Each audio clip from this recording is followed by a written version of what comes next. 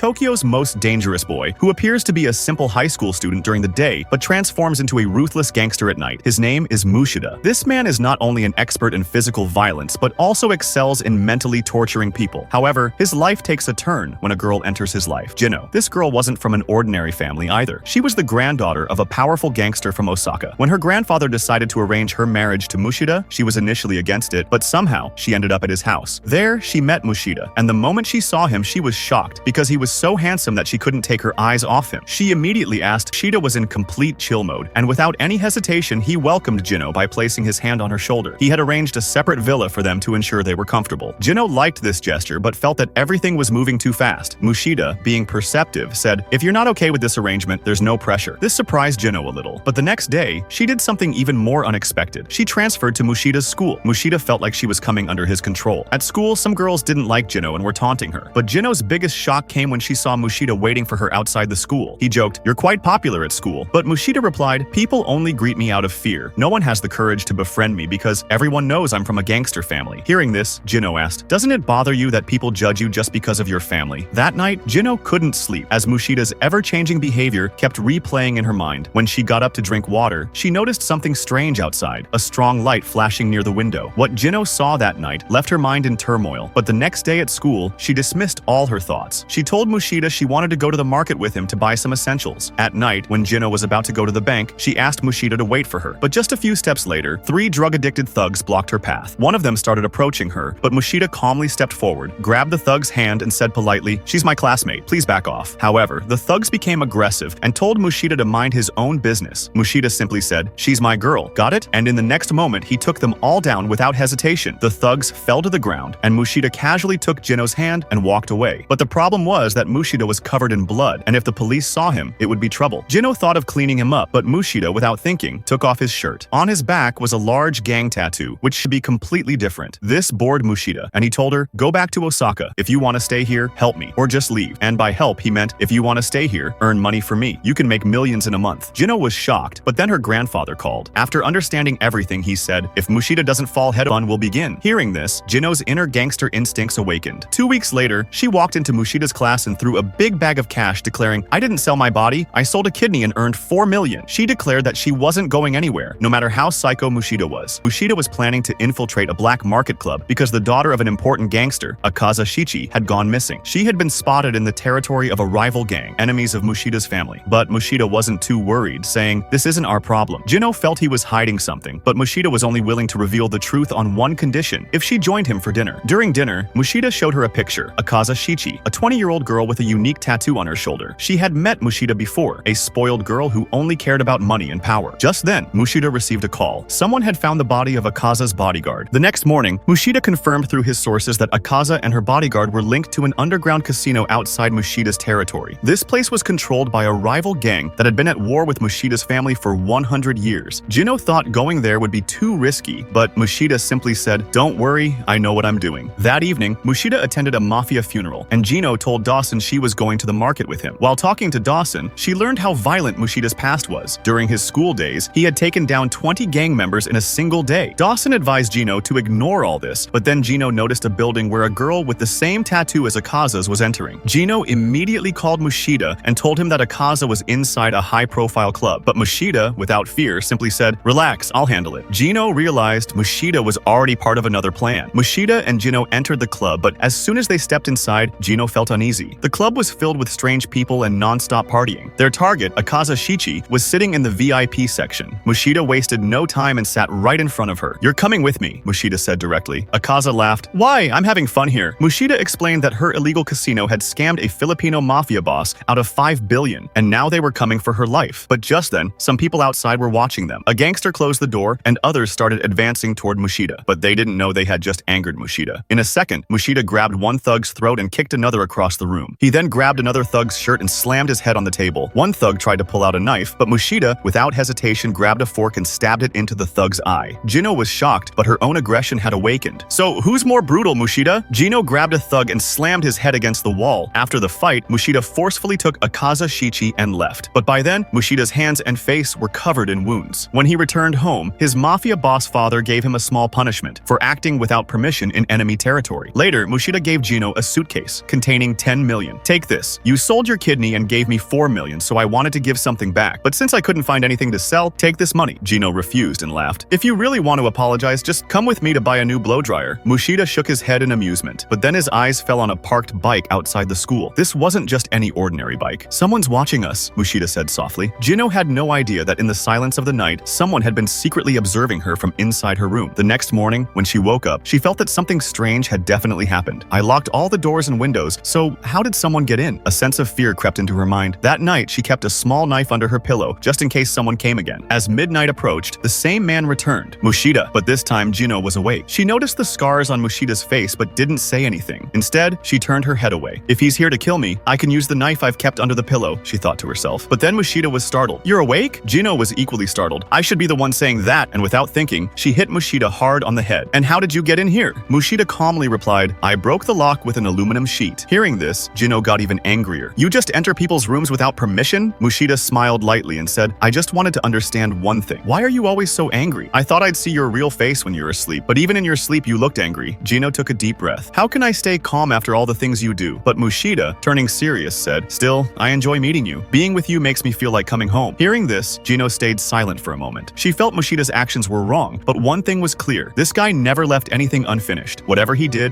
it with his whole heart. The next morning, Mushida brought a letter. Did you send this? It was an old photograph of Gino's father. Mushida knew that Gino's father was a decent man who always wanted to stay away from the mafia. But when Gino was young, her father died in an accident. And now, something big was about to happen. Gino's grandfather was going to attend a meeting in Tokyo. This meeting was of all the mafia leaders, where they would plan the future of the underworld. And Mushida knew something big was about to go down. Gino had asked for help from her Osaka friend, Shozan. The next day, at a pre-decided location, she met a man, Bukai Uncle, who had looked after her since childhood. Bukai Uncle had come to find out what kind of guy Mushida was. Gino didn't hesitate and said, This guy isn't straight, there's a screw loose in his head. Hearing this, Bukai Uncle became even more eager to meet Mushida, wanting to see if he could entrust Gino's entire life to such a guy. Just then, Shozan also arrived. He handed Gino an old photograph of her father, which had gone missing in Osaka. Shozan had traveled all night without complaint to bring the photo. Seeing this, Gino bought him new clothes and treated him to a good meal. While eating, Shozan also asked the same question. What kind of person is this Mushida? Gino replied without thinking, His mind isn't in the right place, but don't worry, I'm not going to marry him. The real reason she came to Tokyo was her grandfather's unique plan, to trap Mushida in love and then leave him within a year. But Shozan revealed something else. Gino's grandfather's real goal might be to take over Mushida's family's territory. As night fell, Gino booked a hotel room for Shozan so he could rest for a while. Then, sitting together, they talked like old friends. Every day, I think about how I can break Mushida someday, but no matter how much time I spend with him, I can't figure out who the real Mushida is. Hearing this, Shozan joked, If it's causing you so much stress, just get rid of him. I can finish his job right now if you want. Gino panicked and said, Don't think like that. I just want to stay away from him, not kill him. Just then, Shozan lit a cigarette and stepped outside. But before he could even take a proper puff, Mushida showed up. How did you get here? Shozan was surprised. Mushida simply said, I came to take Gino home. Hearing this, Shozan laughed. Do you really believe that? Do you think Gino will marry you? But Mushida smiled and replied, I know everything. Gino's arrival in Tokyo could either be the cause of a war between Tokyo and Osaka or a way to stop it. And the biggest thing was that Gino's grandfather was using Mushida as a pawn. Mushida knew everything, yet he accepted it without complaint because it meant Gino could stay with him forever. The truth was that Mushida had already fallen in love with Gino. Hearing this, Shozan's mind began to spin. Just then, Gino also arrived and was shocked to see Mushida. She noticed that Mushida had made a fake phone, an exact duplicate of his real one, so he could track his location. Seeing this, Shozan got even angrier and immediately grabbed Gino's hand, saying, Let's go. I'm taking you back to Osaka right now. But Mushida wasn't one to back down either. He grabbed Gino's other hand. A tug of war began between the two and Gino found herself in an awkward situation. Mushida angrily said, This is between us. No one else needs to interfere. But then he immediately apologized. Maybe I said too much. But Gino had already made up her mind. She would go with Mushida and Shozan should return to Osaka by morning, the moment of farewell. The next morning, Gino rushed to the station to bid Shozan a final goodbye. They had a brief conversation during which Shozan made one last joke about Mushida. His mind really isn't in the right place. But Gino accepted another truth. She could never win against Mushida, and according to her philosophy, running away without winning was against her principles. Shozan was disappointed, but he didn't change his decision. His philosophy was that he would risk strange conditions. Sometime later, when Mushida and Gino were sitting together on a train, Gino brought up Shozan. That was enough to send a strange chill through Mushida's body. Gino had felt this before. It happened whenever Mushida tried to control himself. That night, Mushida suddenly entered Gino's room, holding a package. Something had arrived arrived from Osaka, but as soon as he saw Gino packing her things, a strange coldness spread across his face. Without hesitation, Gino said, "You want to kill me, don't you?" Mushida smiled and said, "That's not it. I'm neither bored of you, nor do I hate you." Gino joked, "What if I get into a relationship with Shozan?" But Mushida gave an even stranger reply, "I wouldn't care. Just one condition. Whatever you do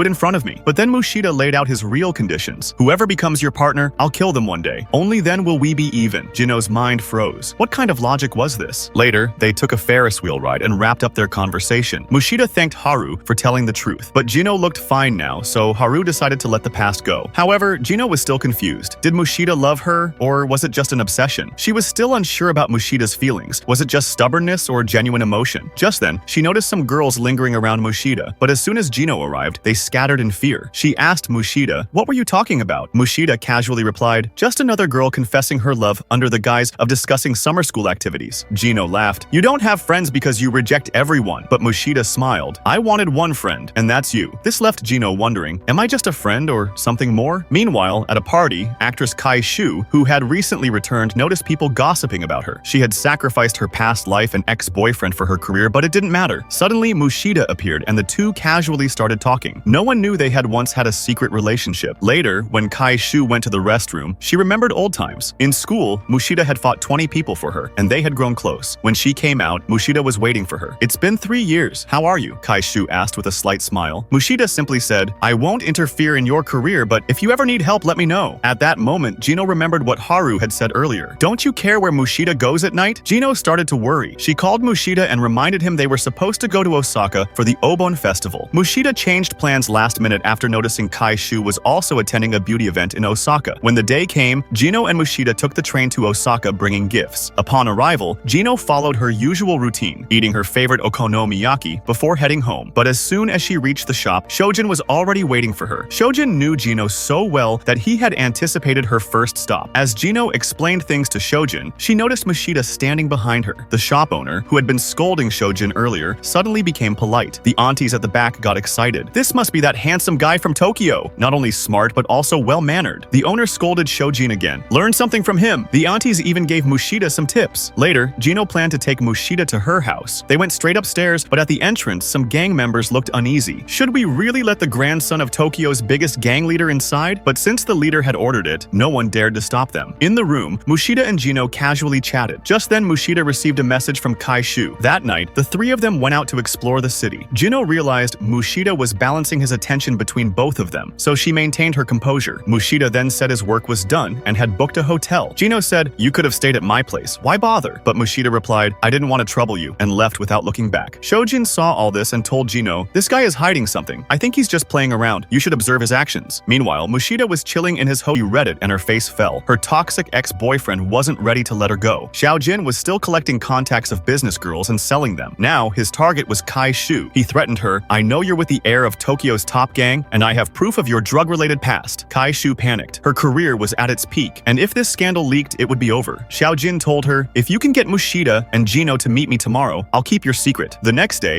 as soon as Mushida left, Kai Shu seized the opportunity to talk to Gino. "Do you know Mushida? We've been friends since school." She casually shared a story. Once he beat up a classmate so badly they almost ended up in the hospital. Then she said, "Don't tell Mushida we met." Later, at home, Gino asked Shojin if he knew Kai Shu, but he denied it. The next day, Gino and Mushida planned to visit an aquarium. It was their first received a call, and without saying a word, he left. When Gino got home, she called Shojin. "I think Mushida is hiding something. You should investigate him." But just then, Gino received an unexpected message on her phone. Reading it, her mood changed. Now she was determined to find out the truth herself. Shojin, irritated, said, "What do you care about Mushida? He's a terrible person. Even if he dies, it won't miss. I don't care. But what he's done to me, I have to get revenge for that. At least 10 or 12 lashes are due." Kai Shu taunted him. "Really? Am I more important than Gino?" She revealed that she had met Gino at the university a few days ago. Mushida already knew this. "I expected you two to meet, and I also know why you wanted to meet me today. It's because of Xiaojin, isn't it?" He gave a cold smile and said, "But it's good to hear that you contacted me. Otherwise, if you had real feelings for me and ignored Xiaojin's demands, all my effort, a major gang in Tokyo." At the same time, Xiaojin and his men were discussing how to trap Mushida and Gino. He was also just a small pawn under a bigger gangster. But Gino had already heard all this. She had secretly formed an alliance and informed Mushida about everything. Mushida said, "You get out of there. I'll handle the rest." He then called Shojin and said, "The situation has escalated. Go to the designated location and get Gino to safety." Meanwhile, Mushida started moving towards a lodge with Kai Kai-shu. Shojin also quickly reached the address Mushida had given him. When Shojin entered the room, an unknown woman was standing there. Kai-shu handed him a phone and said, "Mushida sent it cleanly and completely. Whatever mess happens, I'll clean it up with money. Otherwise, go back to Tokyo and never come to Osaka again." Hearing this, Mushida confidently said, "If I handle this perfectly, will you marry me?" Jino was shocked that even in such a dangerous situation, Mushida could talk about marriage. But Mushida had always been self-confident. He made a bet with Jino that he would finish everything before midnight. His plan was to fight these gangsters alone, without any weapons. This time, a new visit to take Jino. However, he first sent some small-time gangsters to stop Mushida. In a public park, Mushida's enemies were sending their gang members to search for him in different locations, private spot to beat him up. Xiaojin immediately brought up Jiga's name, thinking it would scare the gang leader. But the leader didn't care about low-level gangsters. Xiaojin had made a big mistake. He remembered how, a year ago, when he was caught between some dangerous gangsters, no one came now. As the thug grabbed his throat, Xiaojin showed no fear. Just then, a hidden spy was caught hiding in the bushes. Mushida grabbed the thug tightly and said, "Call your partner. We need to find out where they're hiding." The thug reluctantly made the call, and as soon as Mushida got the location, he knocked the thug out with a punch. Mushida then made a dangerous move. He cut off the park's power supply. This caused all the gangsters to get lost in the darkness. Jino, who had been hiding, was forced to come out. As soon as a thug spotted her, he became even angrier. A year ago, large wooden stick and attacked the thug. At the same time, Mushida took full advantage of the darkness and started taking down the thugs one by one. Mushida, each thug without making a sound. The thugs were calling their friends, but one by one, their calls were getting cut off. And then, Zhou Fangji made his entrance. He had come all the way from Tokyo to Osaka just to finish Mushida's job. But Zhou Fangji looked around and realized his real target, Jino, was nowhere to be seen. He immediately lost interest and started to leave. Mushida smiled and said, "Women like her are everywhere. If you want, I can introduce you to more." So fast that Mushida couldn't land a single clean hit. In a sharp move, Zhou Fangji's mask was sight of her. Just then, Jino jumped out of the bushes and attacked the thug. The thug fell to the ground, and Jino mercilessly turned on her to seek out further conflict. But before leaving, he warned Shuma, "The gang war is just beginning. This is only the talks about spoiling me, and other times he plans to kill me. He's such a psycho." The girl smiled slightly and said, "If I had to choose, it's better if you spoil me. Try the other option on someone else." Mushida just smiled. At that moment, Xiaojin was taken to a cafe. His boss, Zhou Fangji, had already left. The rest of the goons had either fled or were dead. But then Xiaojin dropped a bombshell. Kai-shu and Mushida were together at one point, and now their connection is resurfacing. "That's why I did all this, so I could get Kai-shu back," Mushida laughed. He had found a small weakness in Xiaojin. Xiaojin's mother was a famous streamer. Mushida set a trap for her. "Don't want to go home? No problem. I'm just saying it's a job," Mushida said casually. Xiaojin was furious, but Mushida just gave a cold response. "This is exactly what you do to women. Now you're getting a taste of your own medicine." Now, Xiaojin had no choice. He deleted all the blackmailing videos. Kai-shu recorded everything and said, "From now on, we have no reason to stay connected." After everything was settled, Shuma was completely exhausted. Jino joked, "What's this? You're always the one who wins, but today you got beaten up so badly?" Shuma nervously replied, "One guy beat me, and the other forced me to retreat. I still don't know which gang he was from." Kai-shu looked at her phone and wondered, "Will this recording be useful?" Mushida confidently said, "Don't worry. If Xiaojin bothers you again, I'll finish him off." But then Mushida remembered something. "You met Jino at the university, right? What did she say about me?" Kai-shu casually said, "To her, you're just a friend. Just forget it. Honestly, I don't understand why you like such a boring and foolish girl." Mushida just smiled lightly and said, "There are plenty of smart and skilled girls in the world, but for Jino, I'd give up any unknown girl." And with that, Kai-shu left. A car stopped. A man got out and told Mushida, "Don't ever contact me again." Mushida just smiled lightly and agreed without complaint. Then, Jino stepped forward. The two chatted casually for a while, but Mushida was very surprised. "How do you know my every move so clearly?" Jino smiled slightly and said, "Haru and Shuma told me to keep an eye on everything, so I waited for 5 hours. Then I saw you with a girl." But Mushida immediately caught the problem. "How do you know my every location? There's only one reason. The keychain you gave me was a tracker, wasn't it?" Jino tensed up. She had spent 3 lakhs to install the GPS, but the most shocking part was Mushida had detected the tracker but hadn't removed it. Jino said in a teasing tone, "If you didn't really like me, you would have removed this tracker by now, but you didn't. That means you really do like me." Mushida smiled slightly and understood her signal. "So this is what it feels like to fall into a sweet trap." Jino thought Mushida would get angry, but instead, he was just smiling. "I'm learning a new language of love," Mushida said with a slight smile. Then he gently touched Jino's cheek and said, "Everything's clear now. You like me too. Those who ignore you are just trying to create distance, but those who hate you will eventually fall in love." Jino laughed. "That's true," she said. "But you gave me a challenge yesterday. If you finished off those gangster goons before midnight, I'd become your girlfriend." Mushida relaxed a bit, but then Jino gave him another challenge. "If you can beat me at rock, paper, scissors, then we'll officially start dating." Mushida laughed. Challenge accepted. Jino smiled even more. "I never lose this game." The scene shifts. The heir of Tokyo's biggest gangster was beaten so badly by an old gang leader from Osaka that he couldn't didn't even fight back. And the most shocking part, this gang leader was none other than Jino's grandfather. No matter how powerful Mushida was, in this place, he was just a guest. Today was the anniversary of Jino's father's death. Her father had died at just 20 years old. The mystery of her mother's death was still unsolved, but the truth was getting closer. As the grave visit ended, Mushida gently removed an eyelash from Jino's face. But then Shuma grabbed his hand and silently led him away. Haru just smiled and said, "Don't worry, this was expected." Night fell. Mushida attended a meeting with Osaka's gang family. But as soon as the meeting started, Renji dropped a bombshell. "You look exactly like Arnie. It's making me sick." Arnie and Renji had been in the same gang in the past, and now Renji's grandson was reviving that connection. But Renji directly asked another question. "Do you like Jino or not?" Mushida answered without hesitation, "I'm the one who loves her the most in this world." Renji thought for a moment and then came up with another plan. "Come, let's go underground." Mushida followed him downstairs and saw a wall covered in blood. Shuma just got beaten up, Mushida immediately realized. Renji looked at the bruises on Mushida's face and asked, "What's this about?" Mushida simply said, "Just had a little scuffle with Shuma." Renji was furious because Shuma had given the same answer. Renji couldn't believe it, and when there was no other way, Mushida calmly revealed the truth. "I had some personal conflicts with people in the city. Some guys from an old gang came looking for me." But what made Renji the angriest was that his granddaughter Jino was also roaming around with Mushida. After the fight, Renji praised Mushida for cutting the park's lights and preventing anything from being recorded on CCTV. Then he grabbed Mushida's head and asked, "Was this just your personal problem?" Mushida confirmed without fear, "Absolutely, Jino has nothing to do with this." Now Renji was convinced, but the truth about Jino's mother's murder, which had been buried for so long, was about to surface. Renji now wanted Mushida to take responsibility for Jino's safety. Meanwhile, Shuma, who had just been badly beaten, was about to light a cigarette on the corner of the road when Mushida appeared and took his lighter without asking. Shuma was already in a bad mood, so he put out the cigarette and walked away without a word. But Mushida had another bombshell. "Jino and I are officially a couple now, and from now on, her safety is my responsibility. Your time to be used is over." Shuma stayed silent for a moment, then said, "I don't follow anyone's orders, and if anyone's being used, it's you, Mushida." Mushida continued to tease him. "But Jino chose me, not you." That's when Shuma's anger exploded. The two started fighting, throwing punches at each other without any defense. Mushida pulled out a knife to end the fight. "If you're serious, I won't hold back either." Shuma also pulled out a knife, and the fight became even more intense. When the two had fought to their limits, Jino arrived and shouted at them, "Take off your clothes!" Both were a bit shocked, but then Jino gave them a new challenge. They had to repair each other's shirts. Shuma had a habit of avoiding unnecessary fights because Jino would always give him repair work whenever he fought without reason. This was why Shuma always avoided fights. But now, both Mushida and Shuma were ignoring her. Jino came up with a new idea. She told Shuma, "Pat my head," and then she warned Mushida, "If you don't answer, Shuma will keep hitting me like this." Mushida finally answered, "We were only fighting because I told him Jino and I are dating." Jino laughed at this and said, "I'm only with Mushida, so you'll stop picking fights with me." Mushida was shocked. Now Jino told Haru, "Take Mushida away. I need to talk to Shuma." On the way, Haru told Mushida, "You fought just so Jino wouldn't find out her grandfather was beating you? That wasn't necessary. Don't make a habit of hiding things." Then Haru gave an idea. "If you want to convince Jino, take her to your room. Small activities like doing homework together are enough." Meanwhile, Shuma and Jino sat in the park. Shuma said, "I think your relationship with Mushida is a joke." Then he casually added, "I barely held back from hitting him." Jino was a bit troubled. "How do I find a guy everyone likes?" Shuma simply said, "If someone can beat me, I won't have a problem." Hearing this, Jino started thinking, does Shuma like me? And then she thought, if I had to spend my life with Shuma, it might not be so bad. A normal job, saving some money, and living peacefully. And then she suddenly said, "Okay, let me turn off the gas first." Mushida loved danger and was always looking for ways to make his life even riskier. Shuma and Jino were childhood friends, but now a fierce fight had broken out between them. And after that, Jino started completely ignoring Mushida. Mushida tried every way to talk to her, but nothing worked. Poor Mushida became so desperate that he asked Haru for help, as he had rung the doorbell 100 times in an hour. Haru explained that such actions would only make her angrier, and Mushida just needed to wait. At the time, Haru was on a date with Renji, so he simply said, "Make your own luck." The next day, Mushida made Jino's favorite dish, but it had no effect. He even baked a cake in the kitchen, but Jino still didn't open the door. Mushida spent the whole day cooking new dishes, but there was no response. 48 hours had passed. Poor Mushida thought that if Jino wouldn't eat, he'd talk to everyone, but then he said that Jino was seriously ill and needed to go to the hospital. Hearing this, everyone was shocked, and the bald guy punched him hard on the head. "Do you have a problem or something?" When it finally started raining, Mushida stood in one spot without moving, and luck was on his side. Jino opened the door, and the most shocking thing was that she was wearing the clothes Mushida had given her. The 3-day Cold War finally ended when Jino strictly told Mushida that he should never meet or pick fights with Shoma again. Mushida agreed without thinking, and Jino was shocked that her plan had worked. Mushida used to get even more excited when he was scolded or yelled at, but this time he was genuinely scared. Mushida also started hoping that Jino would never ignore him like that again. Completely drenched from the rain, Mushida came back inside, and Gino dried his wet hair with a towel. Seeing such a caring moment, Mushida couldn't control his emotions and started spinning Gino in the air, then held her hands and started saying sweet things. But Gino noticed how dry and rough Mushida's hands were. She quickly took out hand cream from her bag and told Mushida to use it. But then something strange happened. After applying the cream, Mushida felt a weird sensation and started laughing uncontrollably. His reaction was so strange that Gino was shocked. "This man will drive me crazy." She thought that if she stayed with Mushida any longer, she'd go insane herself.